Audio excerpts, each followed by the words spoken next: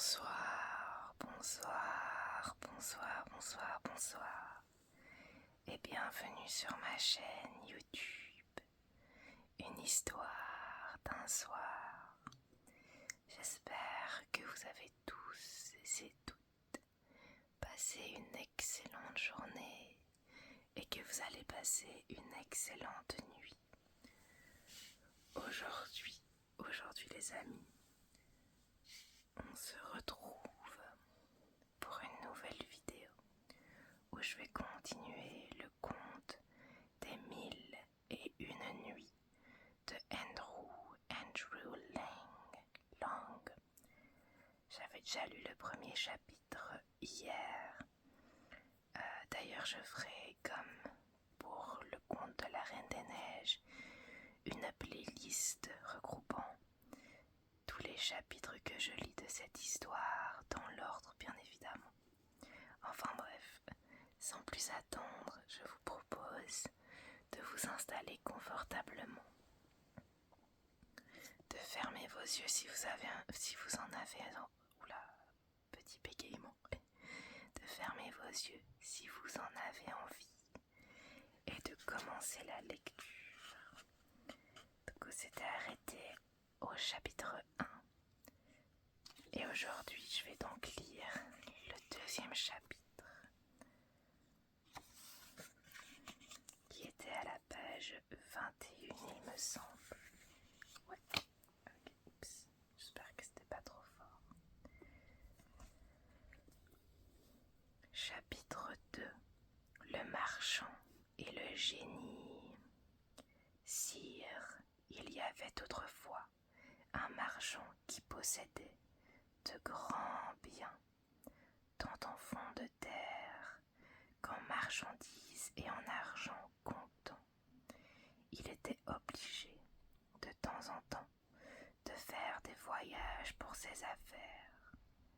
Un jour, qu'il était appelé assez loin, il monta à cheval, et comme il devait passer par le désert, où il ne trouverait pas de nourriture, il partit avec une valise dans laquelle il avait mis quelques provisions de biscuits et de dattes. Il arriva sans encombre à l'endroit où il avait affaire et, quand il eut terminé, il remonta à cheval pour s'en retourner chez lui. Le 4e jour de sa marche, il se sentit tellement incommodé par le soleil qu'il dévia de son chemin pour aller se rafraîchir sous les arbres. Il y trouva, au pied d'un grand noyer, une fontaine d'où jouissait une eau très claire. Il mit pied à terre, attacha son cheval à l'arbre et s'assit près de la fontaine. Après avoir tiré de sa valise quelques dattes et des biscuits,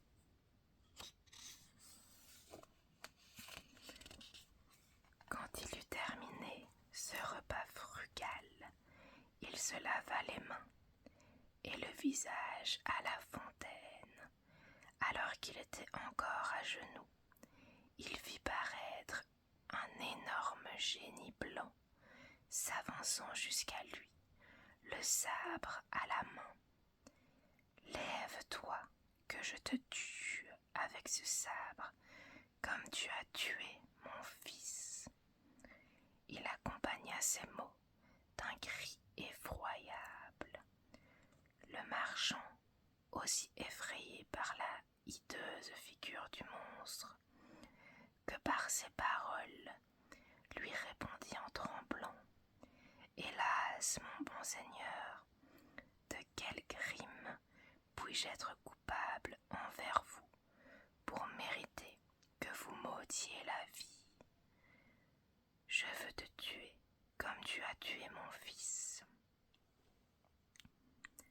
« Bon Dieu, répartit le marchand, comment pourrais-je avoir tué votre fils? Je ne le connais pas, et je ne l'ai jamais vu. Ne t'es-tu pas assis en arrivant ici? Répliqua le génie.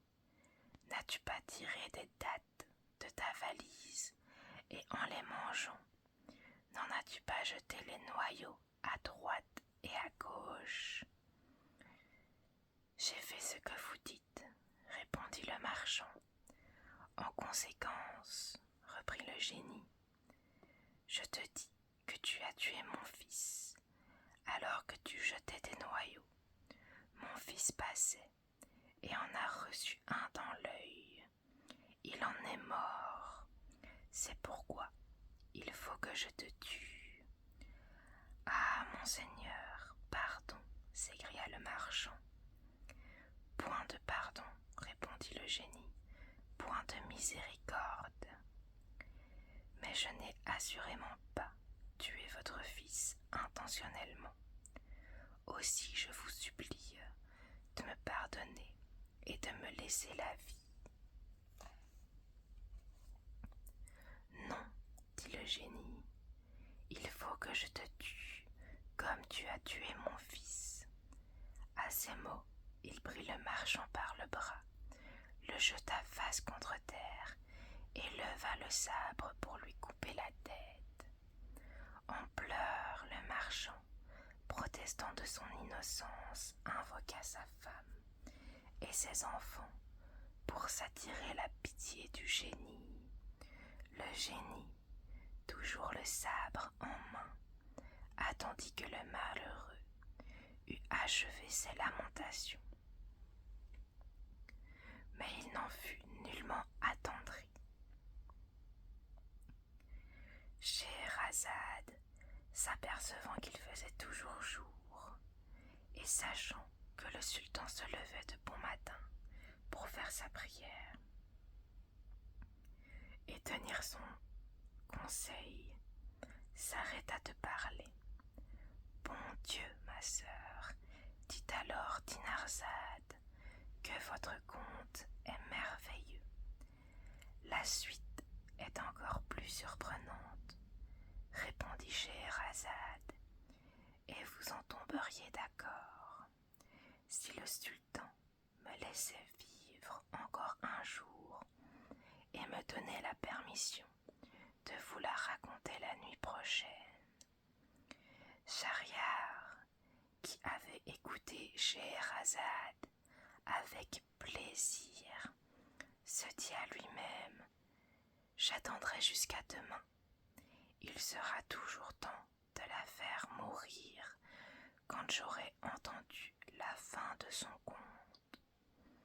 Pendant ce temps, le grand vizir était dans une folle inquiétude, mais il fut agréablement surpris lorsqu'il vit que le prince entrait au conseil sans lui donner l'ordre funeste qui l'attendait. Le lendemain, avant que le jour parût, Dinarzade s'adressa à sa sœur.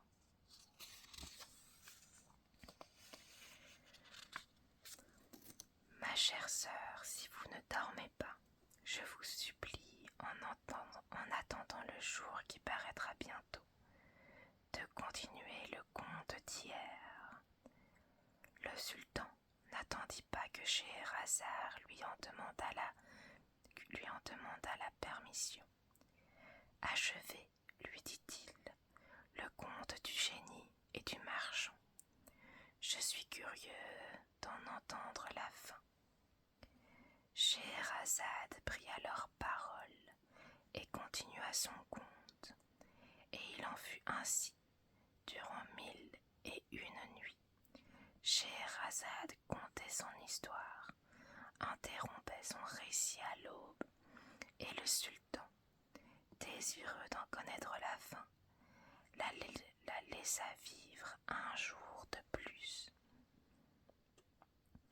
Quand le marchand vit que le génie allait lui trancher la tête, il poussa un grand cri et lui dit: arrêtez, encore un mot de grâce, ayez la bonté de m'accorder un délai, donnez-moi le temps d'aller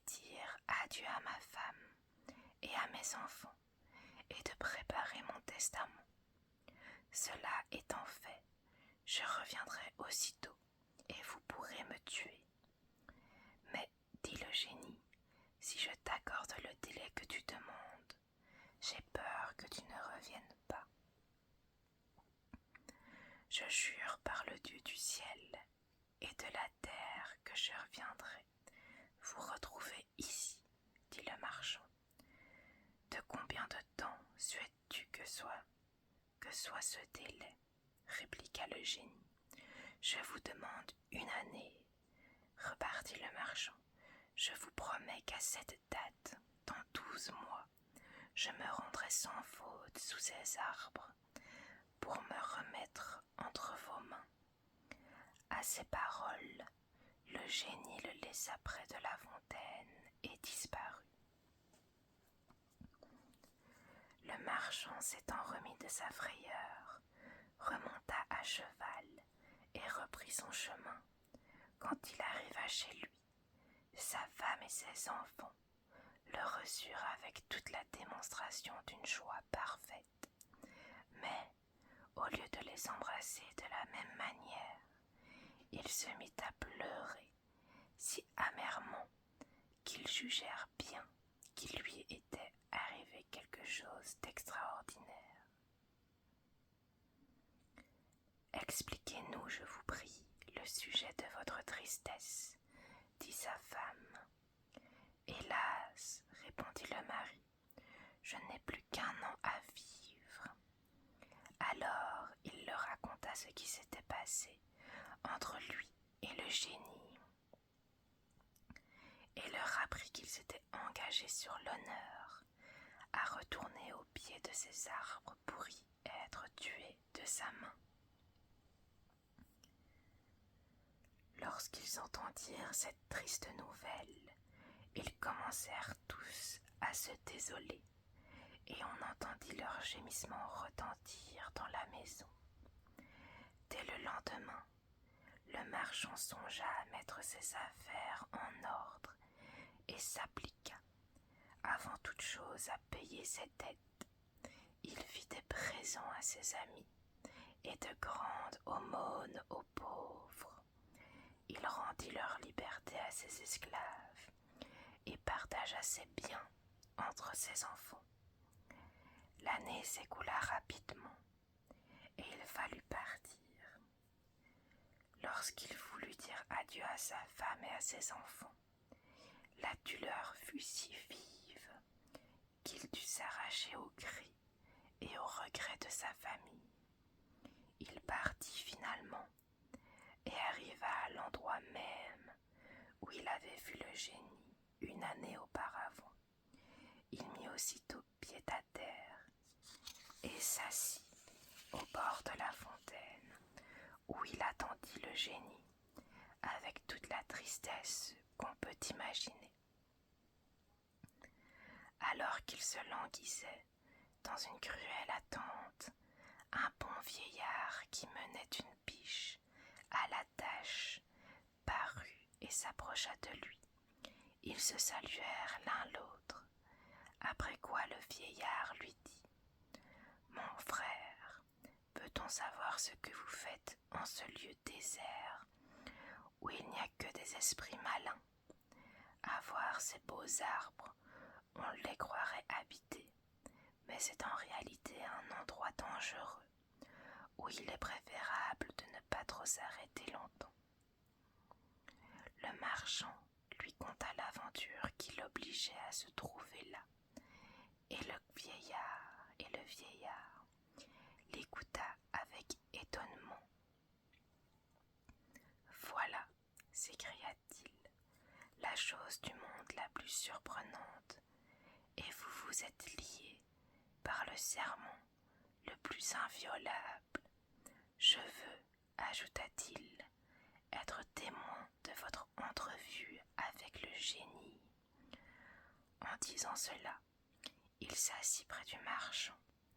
Alors que le marchand et le vieillard qui conduisait la biche s'entretenaient, il arriva un autre vieillard, suivi de 2 chiens noirs. Il s'avança s'avança jusqu'à eux et les salua en leur demandant ce qu'ils faisaient là. Le vieillard qui conduisait la biche lui apprit l'aventure du marchand et du génie, et le second vieillard, trouvant aussi la chose indigne, la chose digne de sa curiosité, décida également de s'asseoir auprès des autres, et à peine se fut-il mêlé à leur conversation qu'il survint un troisième vieillard qui, s'adressant aux deux premiers, leur demanda pourquoi le marchand était avec eux. On lui en dit la raison, et il souhaita aussi être témoin de ce qui se passerait entre le génie et le marchand, et se plaça parmi les autres.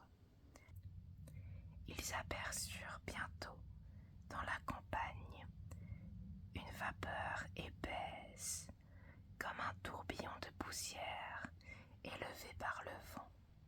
Cette vapeur s'avança jusqu'à eux et se dissipant tout à coup, leur laissa voir le génie qui, sans les saluer, s'approcha du marchand, le sabre à la main, et le prenant par le bras lui dit « Lève-toi, que je te tue comme tu as tué mon fils. » Le marchand et les trois vieillards, effrayés, se mirent à pleurer et à remplir l'air de cris. Le vieillard qui conduisait la biche se jeta aux pieds de ce monstre et en lui baisant, lui dit « Prince des génies, je vous supplie très humblement de suspendre votre colère et de me faire la grâce de m'écouter. Je vais vous raconter mon histoire et celle de cette biche que vous voyez, mais si vous la trouvez plus merveilleuse et plus surprenante que l'aventure de ce marchand à qui vous voulez ôter la vie, puis-je espérer que vous voudrez bien me remettre à ce pauvre malheureux le tiers de son crime. » Le génie prit quelque temps pour réfléchir et répondit enfin « Eh bien, voyons, j'y consens. » Voilà, c'est tout pour aujourd'hui. J'espère que cette vidéo vous aura permis de vous relaxer avant d'aller dormir, que l'histoire vous plaît. Je teste des formats de vidéos un peu plus courtes. Ce ne sera pas tout le temps comme ça, mais j'essaie un peu de voir ce que vous préférez entre des formats de vidéos plus longs et des formats plus courts. Donc pour l'instant, je n'ai qu'un chapitre à la fois et je verrai bien ensuite si j'en lis plus ou non. Enfin bref, je vous souhaite de passer une merveilleuse nuit et je vous dis à la prochaine les amis.